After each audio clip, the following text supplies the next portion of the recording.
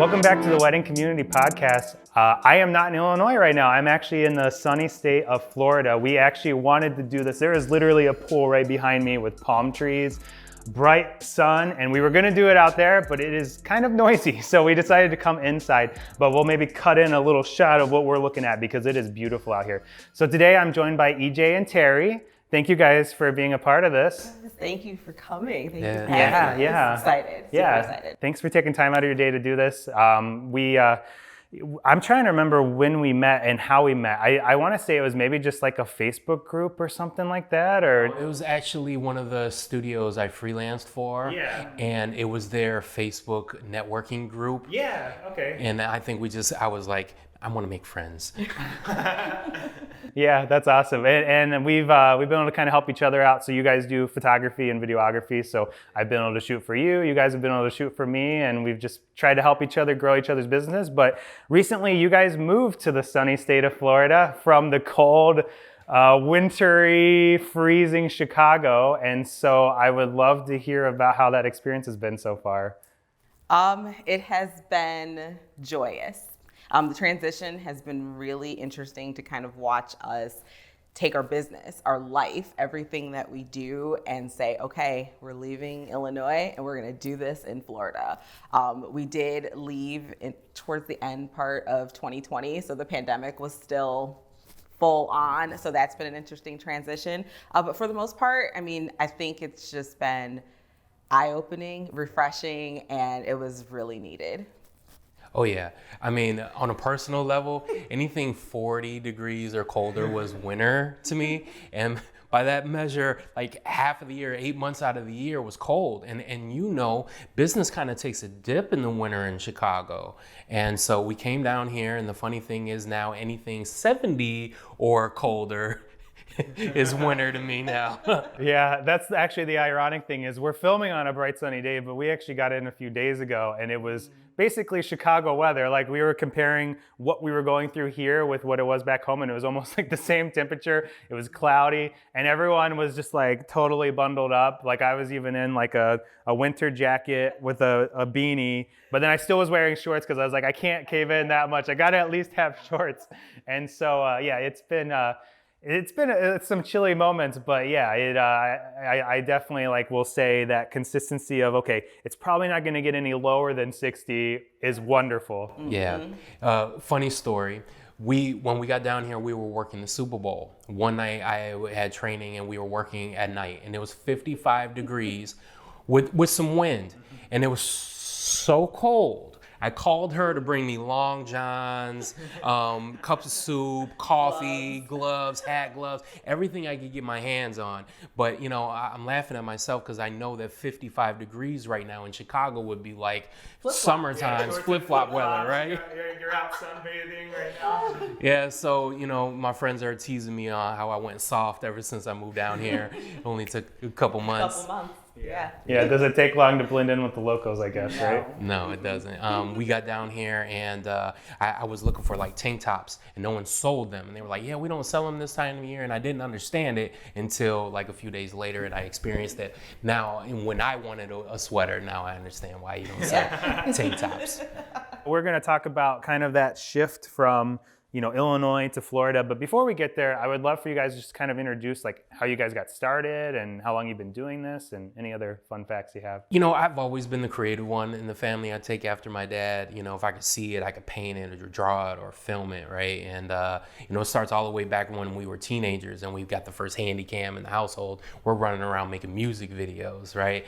And then you put the camera down, you go to school and do other things. And I started volunteering at my media ministry at church. I needed to stay busy, and that was one way I felt like I could connect.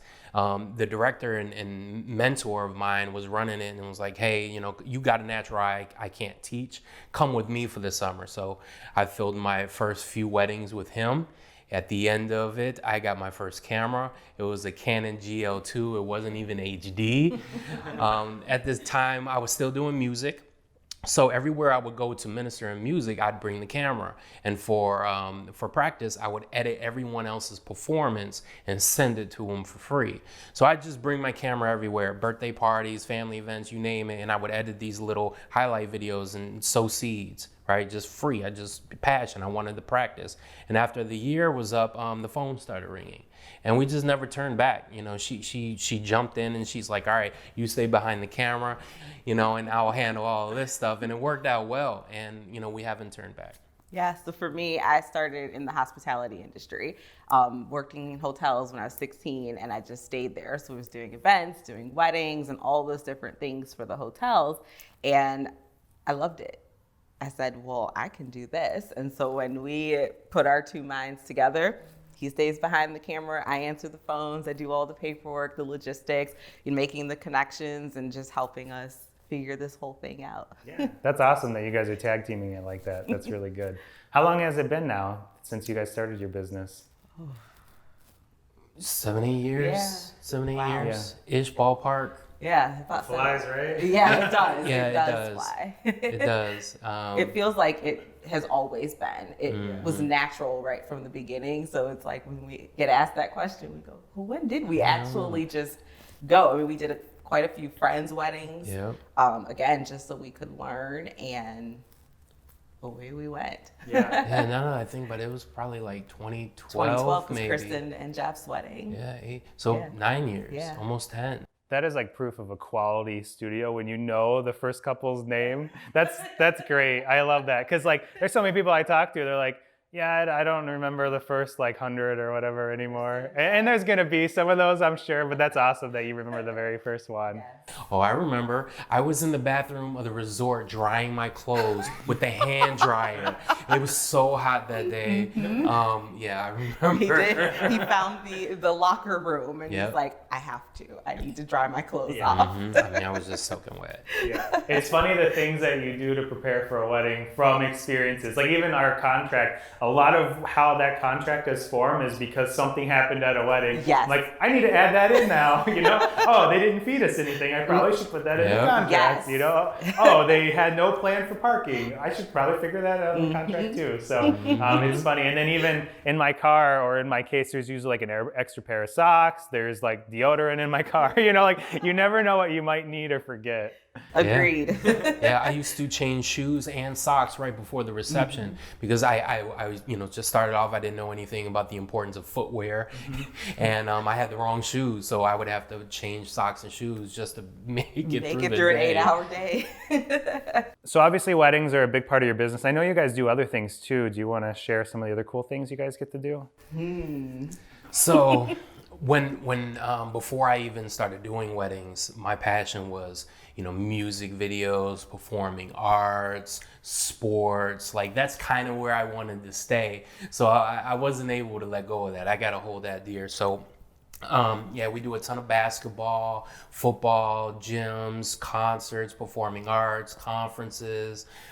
We go on tour with USA Basketball, the youth division, and film their coaches' academies, 6 to 8 cities every summer. That's awesome. They're great. They're a great team. They spoil us. And what an experience, But yeah, and you know what? So towards the end, we started getting into more of the family collection, right? Capturing those unforgettable moments for families and preserving that legacy for the time capsule and generations to come.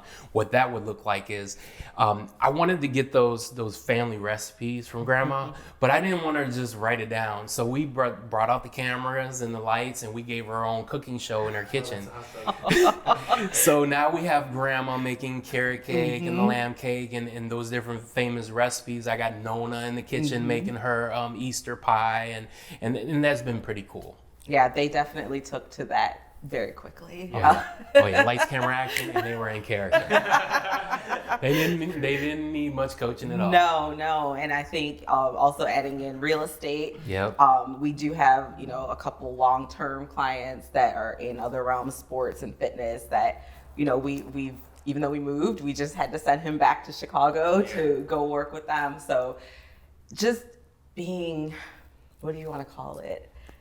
Diversified. Yeah, being diversified. And it helps us to keep learning and keep growing too. And that's been really fun. Yeah. And I found that it helps me avoid the creative rut. If you just only film weddings, sometimes you get, stuck in that little conveyor belt. You know what I mean? Where you just find yourself doing the same thing, and it's good to kind of like stretch out and do some other things, and it keeps you fresh for the weddings and other passion projects. Yeah, I think it's good too because you're talking about having that variety of things.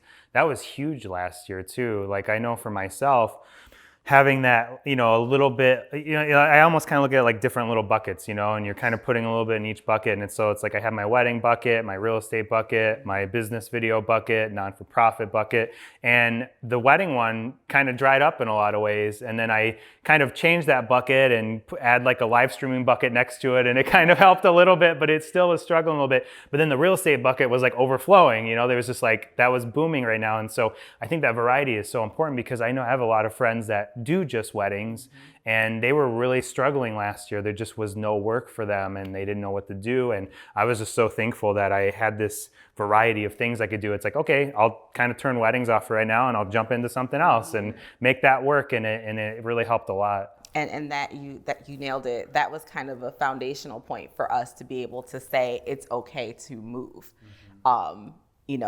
With everything in weddings just kind of coming to an end. All of your events are canceled. Everything is on pause. So it immediately became, well, what are you going to do? And real estate, as you mentioned, is booming. And down here, real estate, everyone's moving to Florida right now. There may not be a lot of options for people to pick, but it is booming. Florida was open and they were allowing bigger events. And it really just kind of helped lay that landscape to say, it's okay, we can go right now and still make it. Yeah, the big part of my pivot, we went from 45 weddings average a year to 3 in 2020. You better figure it out quick, right? You better figure out something. And our pivot was to cater to small businesses more and developing the products for, that corporate client, because in this landscape, that online presence is more valuable than ever. So, that's been part of our pivot and learning what type of problems can we solve, helping small businesses create online content and get their brand and their message. Yeah. You guys nailed the transition for me because I was about to jump into the Florida moving stuff and you transitioned right in there. I love that. So just from talking with EJ over the years, I knew that he was bound to end up here at some point because I just remember him talking about how like he doesn't like the cold, he's going to Florida for vacation and stuff like that. And so I would just kind of love to hear what that process was like, like at what point were you guys starting to kind of come up with the ideas of moving and what did that look like? Because I know it was, you didn't just like abruptly leave. It was, kind of a slower process. And so I would love to just kind of hear from like, okay, what, whatever year it was, this is where we were considering it. This is what we started doing to lay the foundation. And then it's like, okay, we're moving, Yeah, so, okay.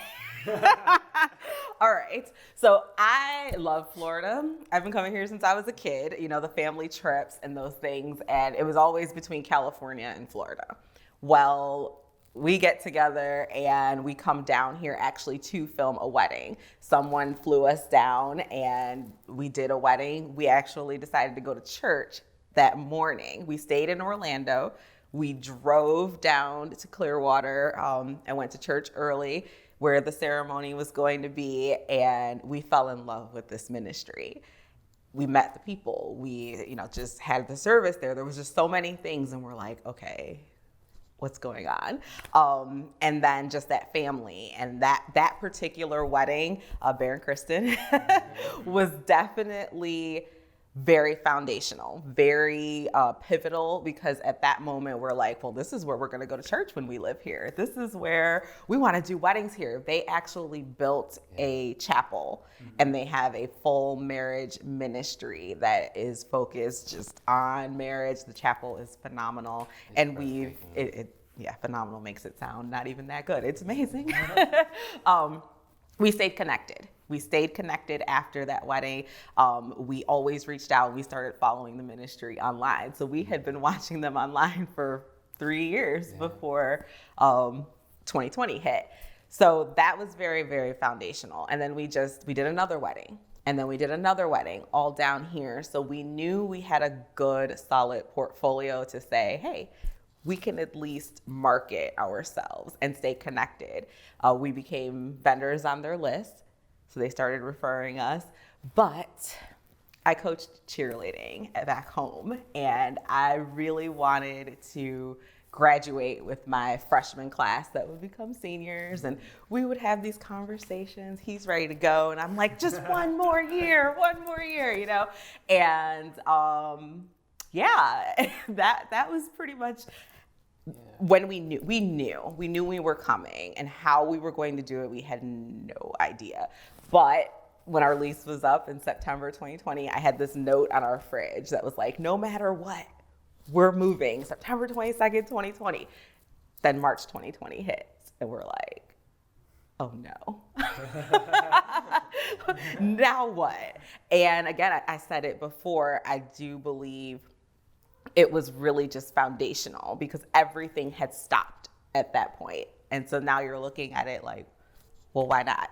Yeah. You know, just why not go now? Why not? For me, it became unnatural to be in a cold environment. Oh, that is the truth. I swear, it just felt like this is not normal. I should not be here. I felt something pulling me, right? And, you know, she mentioned the weddings we did down here. That was the foundation. But all those weddings were off season. Off season. They were in the winter months. And it's booming down here in the winter months. And my original thought was like, how can we balance the two and book the calendar year round? Because we love Chicago in the winter, the 2 weeks that we have great weather up there. Yeah, maybe I mean, yeah. You definitely know that. Oh, I'm sorry, Chicago is winter. But, you know, for the 2 weeks we have summer in Chicago, we love it. No, I'm just kidding. But, you know, how can we... He means it.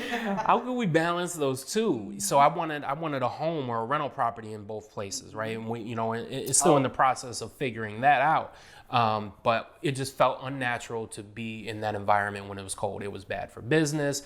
I hibernate in the winter. I don't go out. It wasn't good for my health, physically or mentally. And I knew it was time to go. I felt something pulling on me. I read a book, T.D. Jakes was the author.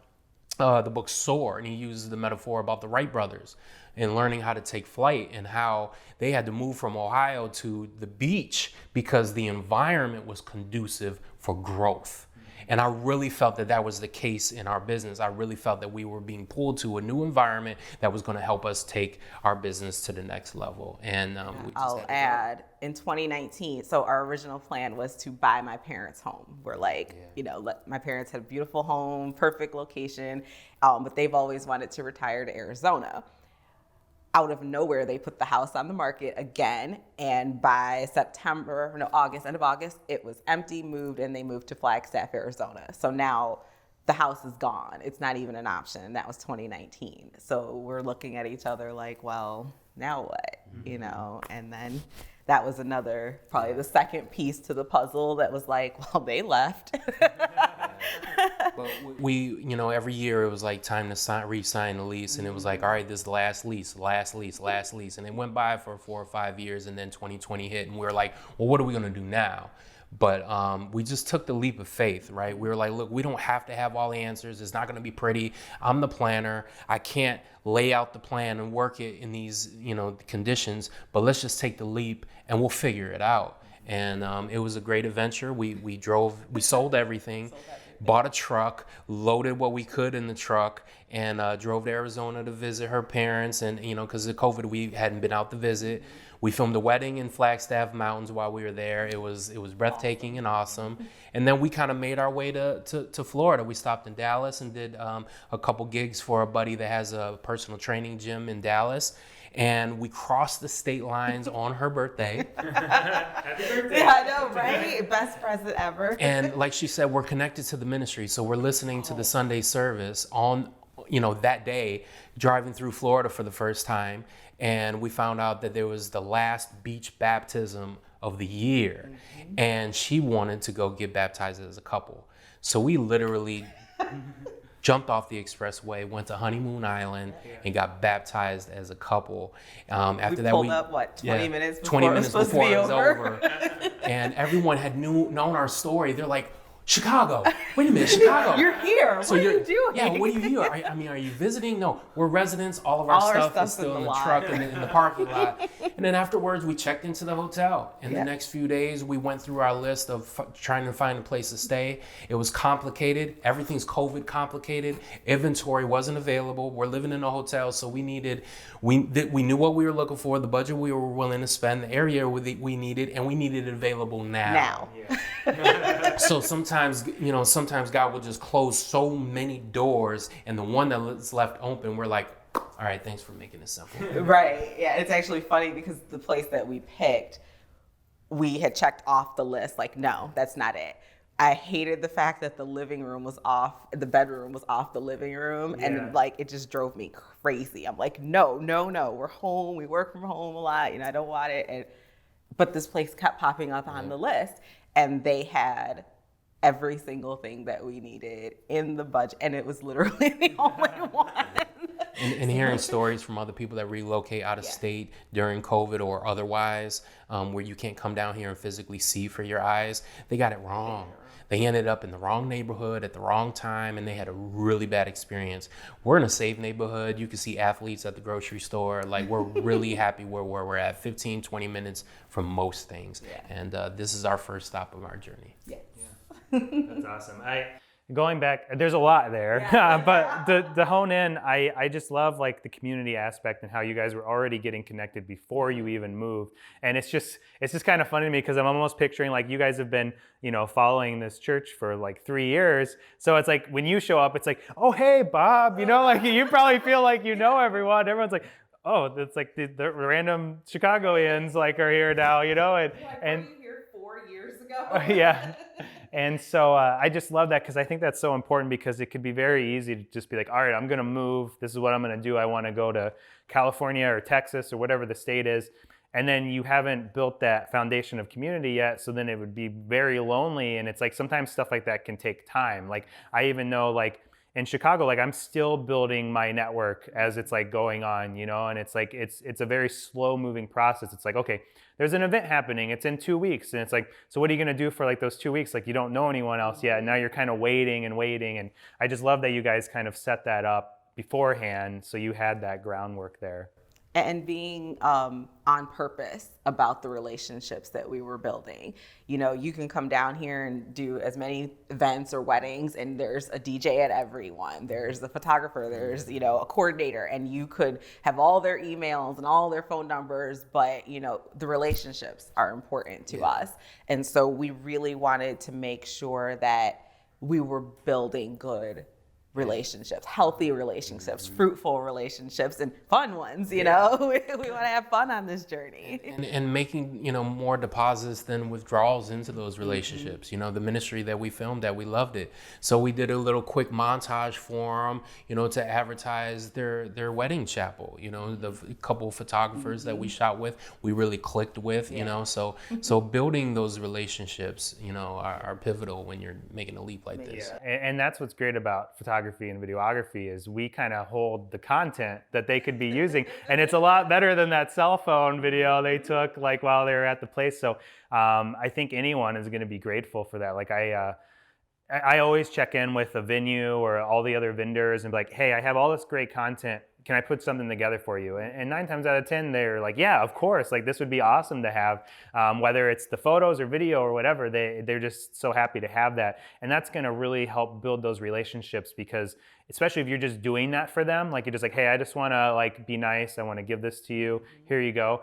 And if you're maybe not in photography, videography, there's still other ways I think you can do that, like taking someone out for coffee, sending them a Panera gift card. There's so many little things you can do like, hey, I appreciate you sending this wedding to me. Here's a little gift for you, and always trying to give back. Even just being an ear, we're in an industry where it's a service industry and it's very personal. It's someone's wedding, it's someone's event, it's someone's birthday, and they can turn into very stressful, events for us as professionals and the things behind the scenes. And so just being able to like pick someone's brain or, talk about that really rough wedding that you had and no judgment, no, I'm just listening to you. There's nothing like having that safe space or an ear to kind of pour into, and then they can talk you off the ledge. So I would love to hear, because I have done a few weddings out of Illinois, but it's usually in the Midwest, so it's very similar to Illinois. We did have one in South Carolina a few years ago, and that was very hot, and like there was those struggles of heat, and you show up with a light blue shirt, and when you leave, it's like black because it's like like you've been like sweating so much, but. Other than the heat, I mean, I guess that is a factor of how the weddings are different, but what other kind of things are different about Florida weddings compared to Chicago weddings that you guys have found? Timelines. Yeah. And I don't know, I don't want to make it sound like it's a bad thing, but I don't understand it yet. It's hot. Most of these weddings are outdoors, and a lot of the places tend to have the cake out, and it's just out, and it's not cut for hours upon hours upon hours. And so that's a little, off, because then it also happens after dinner or after things have kind of gotten a little excited, and now you're trying to rally a couple to come cut their cake, and they're over it. They're ready to go to the dance floor. But the timeline and the flow is very different. We're used to come in, cut the cake, introductions, let's get through the formalities so we can have fun. And this is more, it's the whole night. It's dragged out throughout the entire night. So we're adapting to that. And I would say there's not a very hands-on approach to coordinating the timeline. It's more of just a standard, this is what it is. So there's not a lot of speaking into the timeline and kind of guiding them through what would be best for them. It's more, this is the standard and this is what we're doing. So we're adapting to that, and we try in our conversations to say, wouldn't it be nice to just come in, cut your cake, sit down, do your toast, eat dinner, have a great time, So that's been interesting. Yeah, and just to piggyback, she's speaking on that from the perspective like she's our coordinator, right? She guides the couple through the process on the front end, right, to kind of make things smooth on the day of. And then from a videographer's standpoint, the timeline has been a challenge to adapt to down here. All right, it's kind of a freestyle on the day of, and as you know, with if you're doing photography, you could adjust on the fly, click, bang, bang, bang. But when you're making movies, right, you gotta worry about lighting, audio, and multiple cameras. So it's vital that we have good communication, teamwork. We play well, in the sandbox with others, and we're just all on the right page. And we've learned, for the years of doing this, that it's good to huddle before each segment of the day with all your creative vendors, just to make sure that we're on the right page. Hey, I got your flow. They're going to be introduced out of this door, and then we're going to do a blessing, cut the cake, sit down, and go immediately into toast. Okay, great. So you're setting up your lights on the opposite side of the room.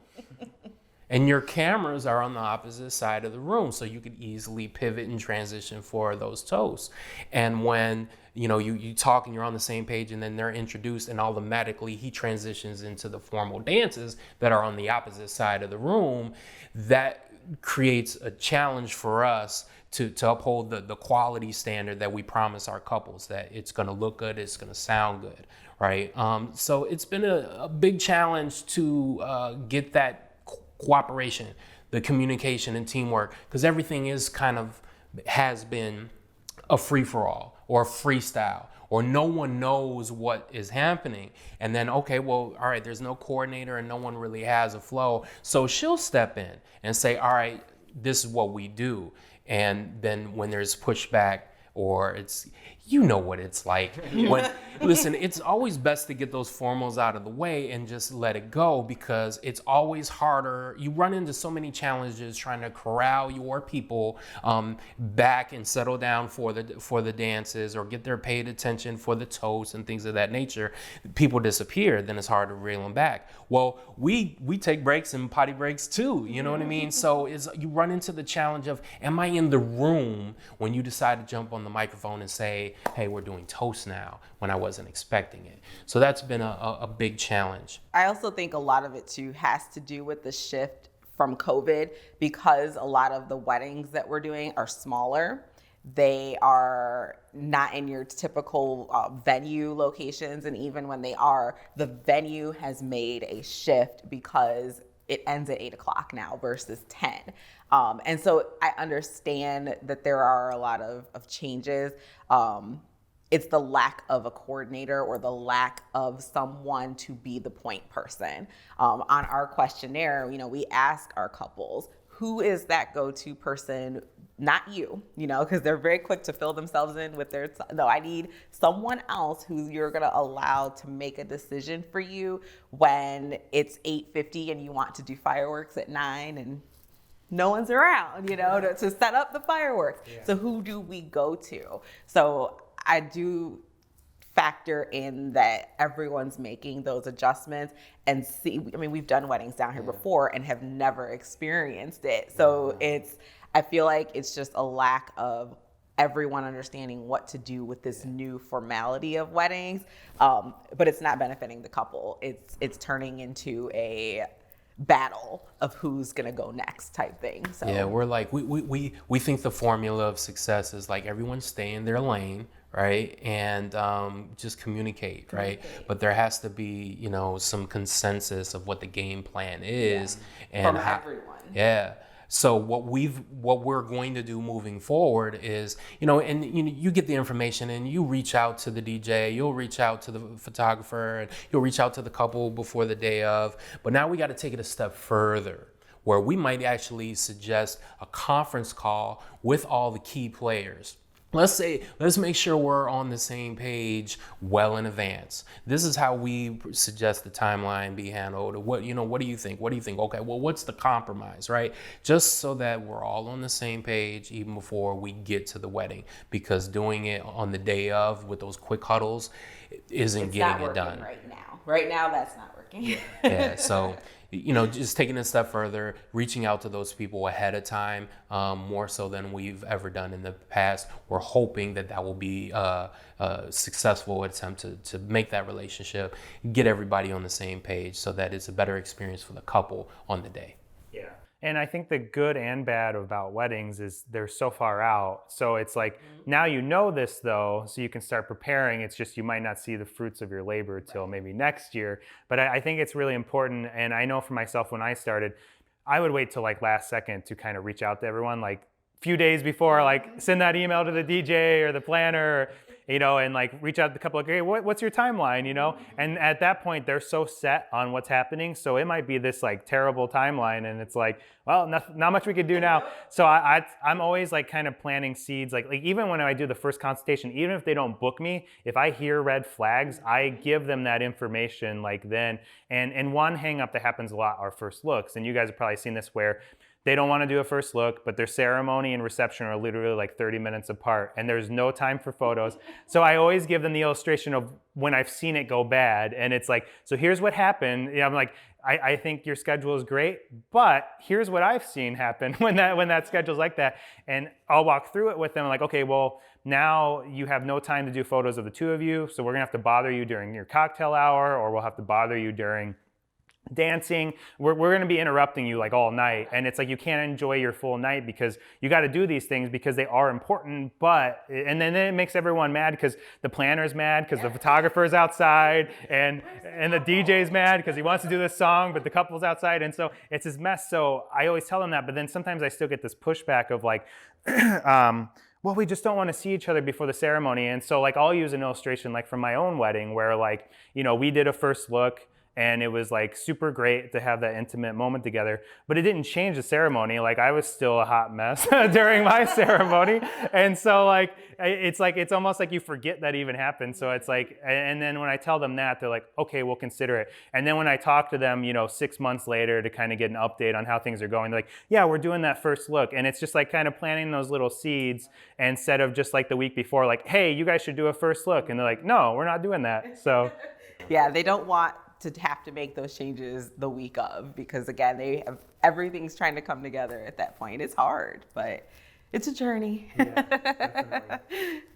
So I'm gonna guess kind of your guys' busy season is much different than Illinois, because like for Illinois, if you're not familiar, and really probably a lot of the United States, it's kind of, I would say maybe like April-ish range all the way through to like November. Sometimes we have busy Decembers, but then pretty much once January rolls around after New Year's Eve, it's like nothing till like the next April. So you're just kind of like preparing for the next year, talking to clients and stuff. But there's not a lot of shooting happening. And that happens like not just in weddings, but I almost feel like in real estate, even businesses just aren't as operative because it's just so cold out. They don't want to go out. But I would have guessed that would be a lot different in Florida and kind of the southern states, right? Florida has a license plate that says it all. Endless summers. Which is good and could be a challenge. Like she was saying, during May through September, if you're a local, you're not getting married. It's just too hot, too humid. However, outside of Florida, people still migrate here and treat it like a destination wedding. So, you're going to find beautiful backdrops on the beach. It's just hotter and humid, and you got to prepare for those conditions.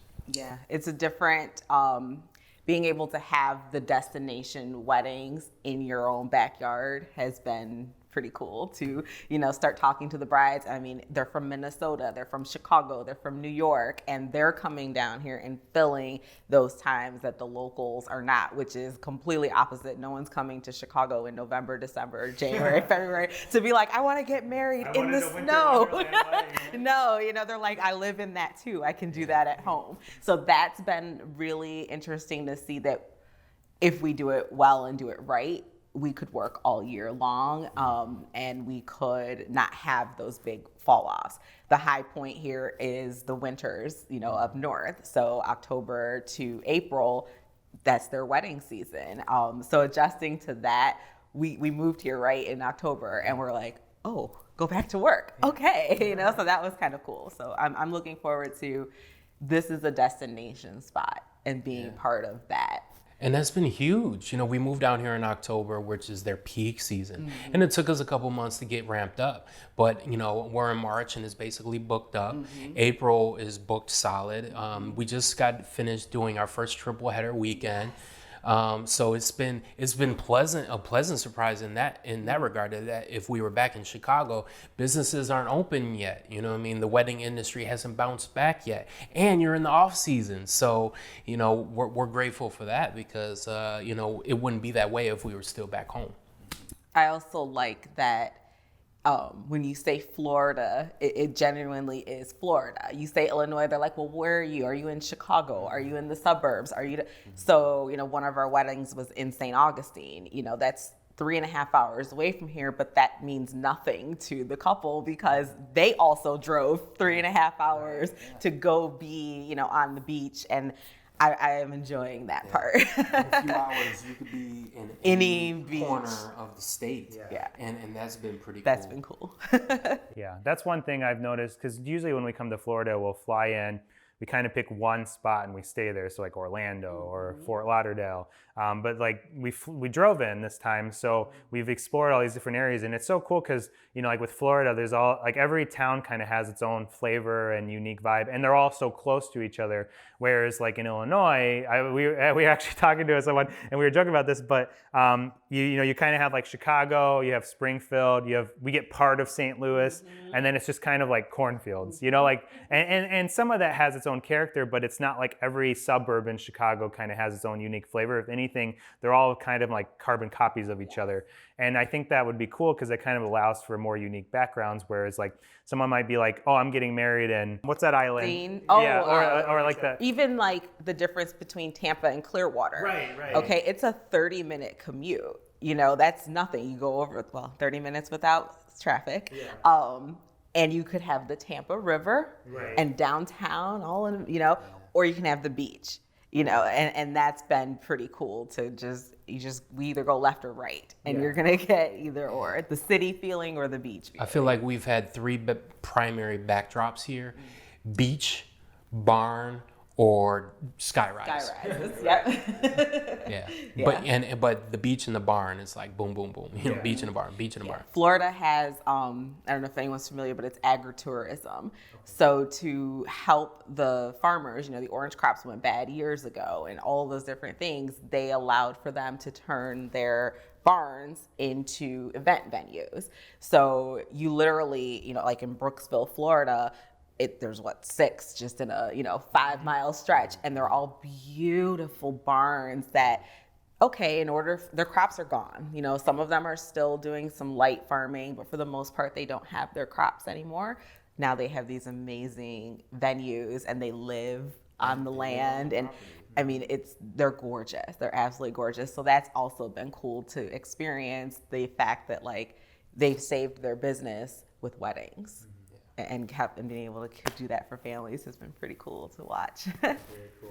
Were there any struggles you guys had, legally speaking, like with moving the business? Oh my gosh. So, understanding Sunbiz, there are very different rules in Illinois and in Florida. So, understanding what Sunbiz, which is Florida, wants you to do has been a journey. We also have always banked with, a prominent bank that's up north that you have to drive probably 10 miles to find down here. And I think that those two are the main ones. Just knowing what to do for Sunbiz. There are a lot of things that are required up north that are not required down here. So, but you don't know it, and then you're investing the money in it, and then you're like, oh, I didn't need that anyway. So understanding the transition has been fun. Are you guys still going to try to operate in Illinois, you think? Yes. So we have a team that, they've been on the journey with us. And when they came to us, their number one things are, listen, I don't want to market. I don't want to do all of those things that go into building a brand.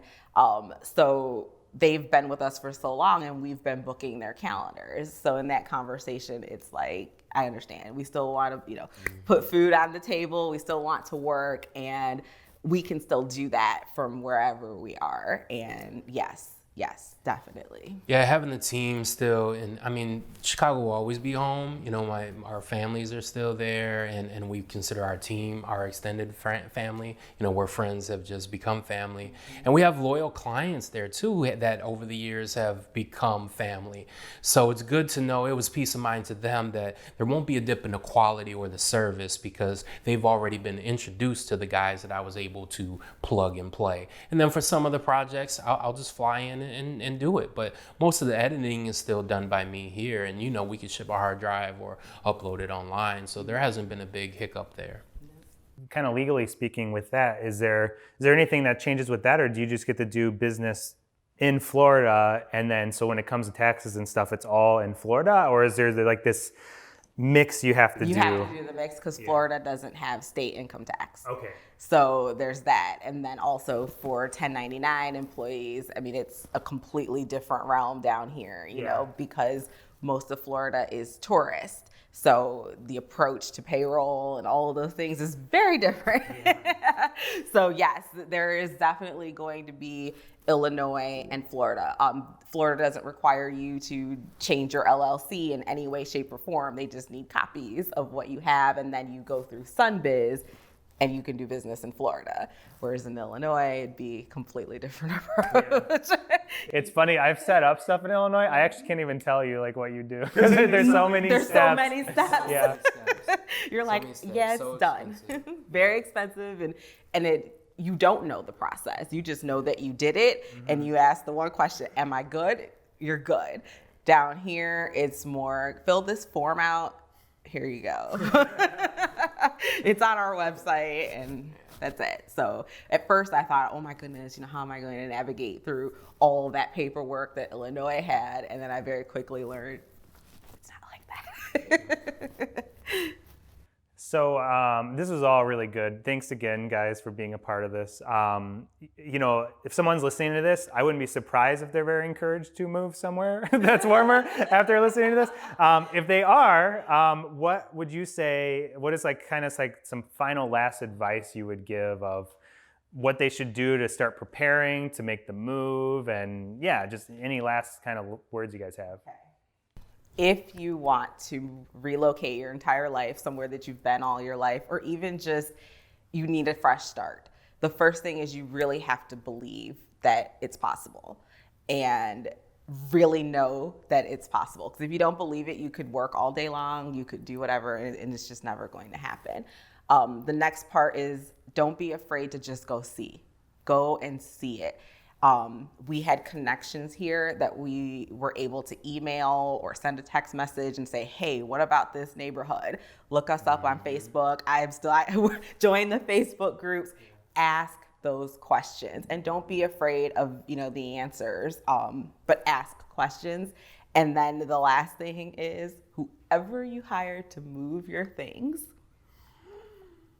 follow, email, text, know what's going on. Check in with them all the time. When you're making a cross the state move, make sure that your stuff gets here when you need it to get here. And you know what? And don't be afraid to, if you don't know where you're gonna go, check into a hotel for a couple days and just, detox from the transition and find that place for you. But go for it. Yeah. Go for it. I mean, For me, the key part was being able to book some jobs down there. Yeah.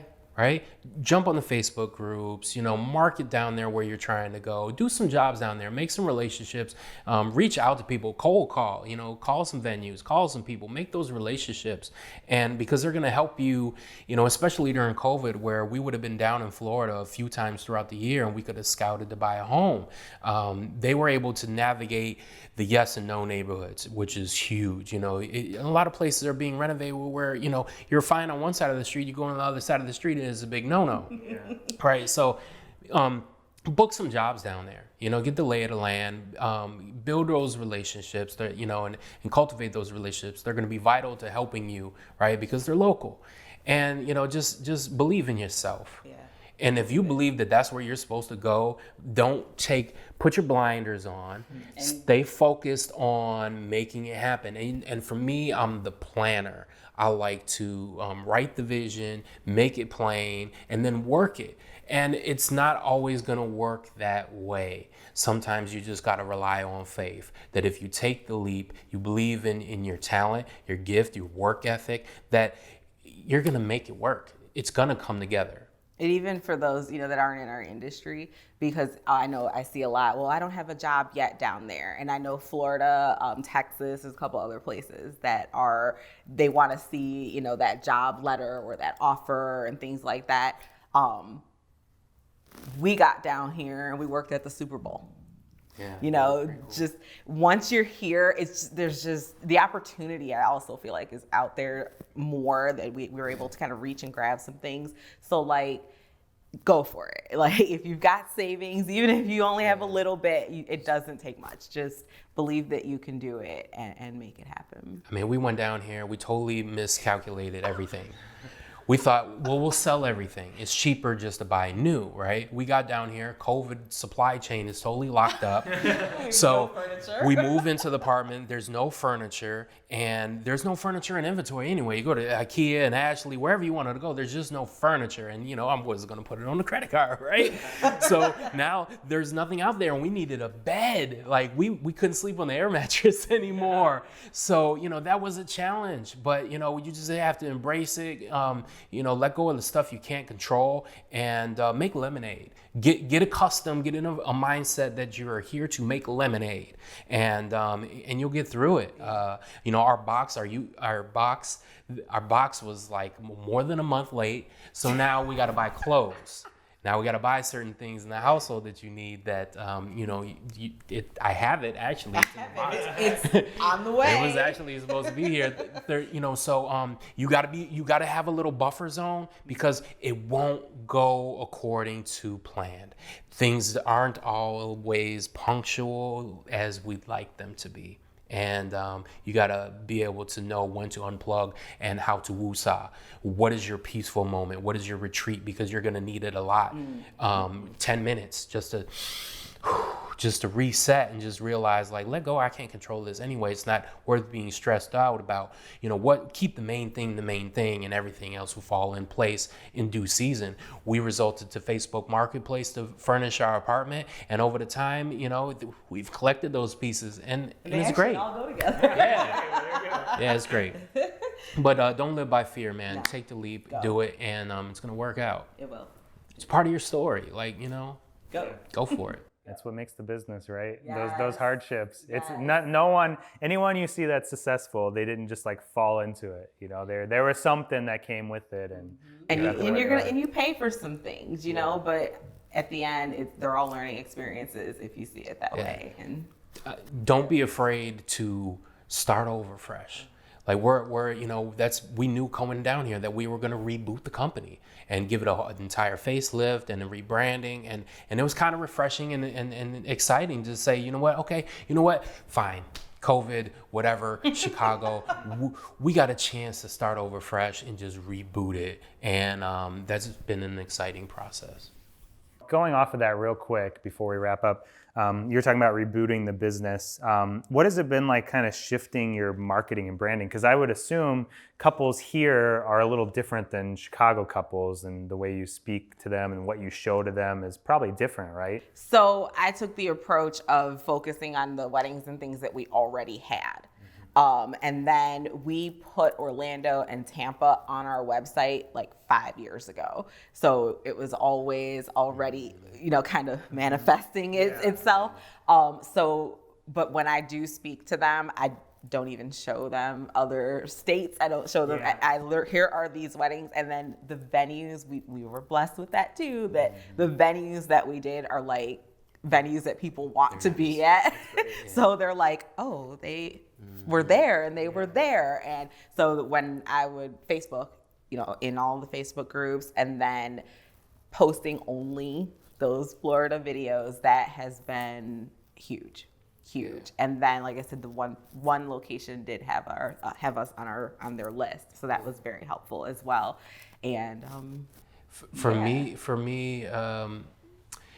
it's creating that educational, entertaining content that we were talking about earlier. You do a lot of that as well, to educate and entertain our clients and couples on our brand of service. This is how we give you that outstanding quality, and being able to film those videos, those podcasts, interviews, with photographers and DJs and venues that kind of line up with our belief system and our core values, and being able to communicate that to our couples is going to be huge moving forward, I think. And like I said, just reaching out ahead of time and making sure you're on the same page and you're communicating how you get those stellar results and how important it is that, certain things are in place is going to be an awesome, cool journey for me. I'm looking forward to it.